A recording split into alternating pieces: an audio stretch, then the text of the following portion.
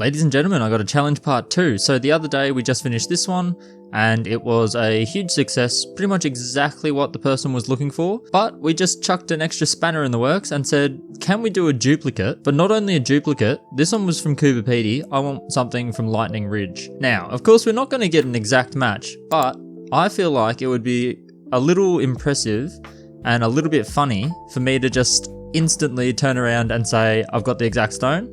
And that's this one just here. Let the water on my fingers hit it. It's a little bit flashier. It is Lightning Ridge. It's a crystal opal as well. It's got a couple little sand spots on it. This is just a rub. I actually got it this way and I've had it on my desk for a little while. Just haven't bothered getting it done because I don't have a huge use for it at the moment. But as you can see, it's got a huge rolling flash. It'll be a pretty high domed opal. It's got a couple sand spots, and if I get it dry again a little bit, you'll see that it's quite heavily faceted. See just there? So it's got a lot of facets in the rubbed form, but we're gonna fix that up and polish it up, see if it looks anything like the other one. I'm pretty sure the color tones are very similar. The pattern is very different, as a bit more of a rolling flash, but you know what? I think it'll be perfect. So I'll dop this one up and let's get it done. All right, so this one is pretty small, under a carat. So super glue dop stick. We're going to get rid of all of those heavy facets. And I had a change of heart and went with the sandpaper rolls. I've had a lot of people talking to me lately through the website for the sandpaper rolls. And so might as well show a video where I use them because I sell them and they are doing the job for me. When I'm no longer able to get the Nova points, these are the ones that I fall back on and they're not letting me down. Just make sure that you fully remove all of the facets. I'll show you the full range of grits and everything we're going to go through. The process looks exactly the same for all of them, so I won't need to show you every stage. We'll just jump around. Here we're just trying to remove all the facets. We're going to get the pre-polish and the full polish done. You can see after the 400 grit, which is where I started, after the 400 there's no more of those facets, but you can see it was pretty foggy. Dip it in water and you can see it's taken its final shape. So now we just have to go through and do all of the grits to get it to the polish stage. So we're going from 400, 600, 1000, 2000, and then finally the 3000, then 5000. You want to kind of double in your grits when it comes to sandpaper, whether you're doing it with these rolls or just by hand. And you can go a lot more if you want, but it's really not necessary. There's plenty of options, but do what you think is best. You'll get the experience, and the most important thing is to use the whole roll evenly. So I break it down like this. The tip, I hit the edge. So that entire setting edge I do with the very tip of the roll. For the body, I use that for the entire face of the stone. So on the larger stones, it's typically more important. On this small stone, it really doesn't need to use the whole burr. And then the base, the very base, that's where I do all of the doming. And then yeah, that's it. So we'll have a look at the final result. All right, I actually just got this fresh off the dop stick. I'll show you how I did that so quickly. But first, so this is looking at the original stone and the one that I've tried to pair it with. You can see from this angle, you can see why I thought this stone might be a relatively close match. But having said that, it's very different. It's from a different field. And so even though it does have that blue, green, turquoise, aqua, whatever you want to call it, that kind of color, it is a very different pattern and a very different behavior. So yeah, Lightning Ridge, Cooper Petey. I actually like the Cooper Petey one a little bit more. They're both a bit under a carat.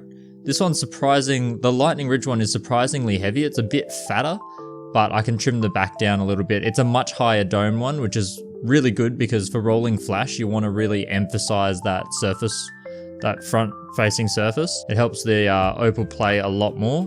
I managed to get all the little sand spots out of it, so it's a little bit more flawless than this one over here. Both teardrop-ish, triangle, teardrop, more like a standard classical teardrop. A pretty nice stone. If it was bigger, it would be worth a pretty penny, but I think it also fits under the $100 a carat kind of mark, so pretty good. And hopefully, because I whipped out the sandpaper drums, that was a good learning lesson. There's a lot of different points in that one that hopefully I showed off quite well. But another thing I want to discuss is the dopping. So how I remove this one, you can see behind me, I've got a little water bucket and you can just put anything. I've got a plastic pair of tweezers here. Now this was the dop stick that I was using for the opal. So when the opal's attached, all I do is put it under the water and then use something like this just to weigh it down and hold it in place there.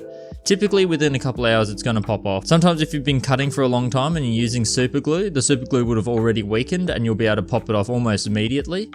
But if not, I can leave it underwater just like this for, overnight. I've never had to leave it longer than overnight. Typically it will come off. And the other thing I should talk about is the shaping of these tips, because people do ask me about that. And it's really simple, guys. This is just a standard chopstick. Fast food restaurant style chopstick, probably a bamboo of some sort. And you can see here, I've tapered it. Why have I tapered it? Because this stone, if I whip it back here, looking at the back of it, God, the back's pretty bright. But this stone has a teardrop-ish shape, right?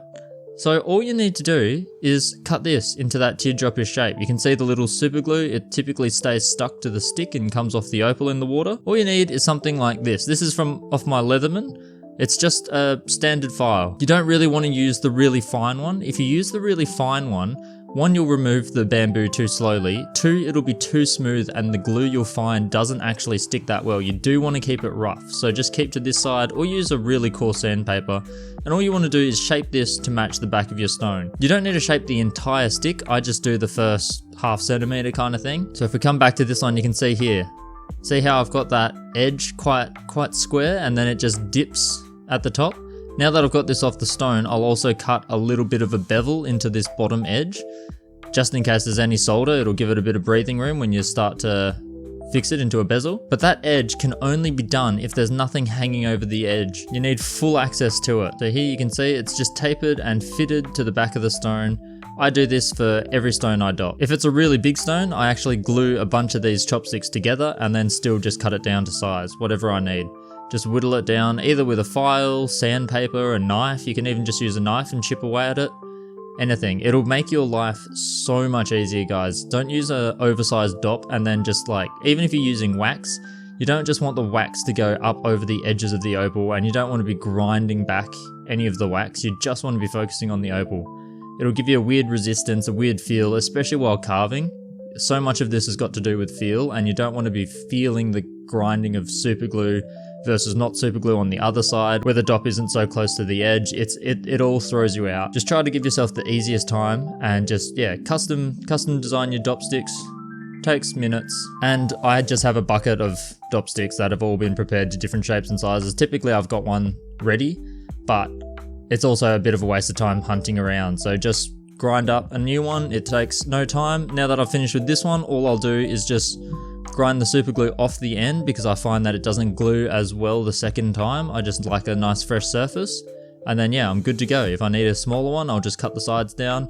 If I need a bigger one, I can just cut it all the way back to here and start with a fresh chopstick. It really doesn't matter. These things don't cost any money. I just get extra sets. They never keep an eye on how many you've grabbed, so I just grab extra sets when I get a pack of sushi and eat with my fingers like a little grub. Just grab yourself a couple extra serviettes to clean your fingers, eat with your fingers, and keep your chopsticks for what they're meant for, dopping sticks. Words of wisdom, you can take that to the bank. I am 50% Japanese after all. So if there's anything you take from the video, eat with your fingers, dop with the chopsticks. Hope that helps you guys out. Good luck on your carvings. I'm moving on to the next one. See ya.